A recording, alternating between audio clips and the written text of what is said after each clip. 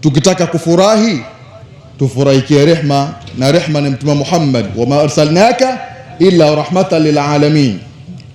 Lakini furaha yenyewe iwe ni ya adabu, ya taadhima, udhma, na kufurahikia rahma inaanzia katika sisi wenyewe kwanza, kutoka nyumbani.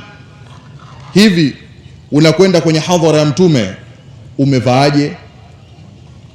Umenyoaje?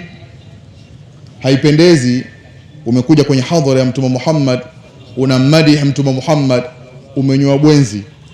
Mtume Muhammad amekataza watu kunyoa denge au mapanki, viduku.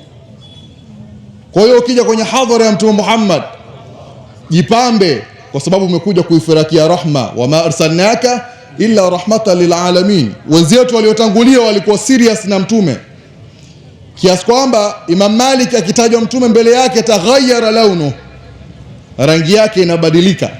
Watu walikuwa serious na Mtume Muhammad sallallahu alaihi wasallam. Kwa hiyo ndugu zangu, tukija kwenye Maulid tufahamu tumekuja kwenye ibada, na ibada ni ismun jami'un likulli ma yuhibbuhu Allahu yardah, ni jina lenye kukusanya kila lile ambalo Mwenyezi Mungu analipenda na anaridhia.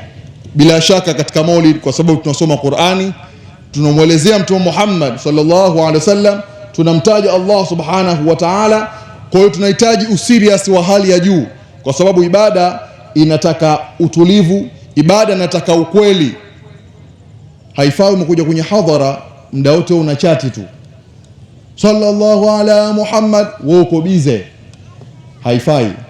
Kwa ndugu zangu, niliona nizungumze kulingana na ujumbe uliowekwa, wama arsalnaka illa rahmatan lil alamin.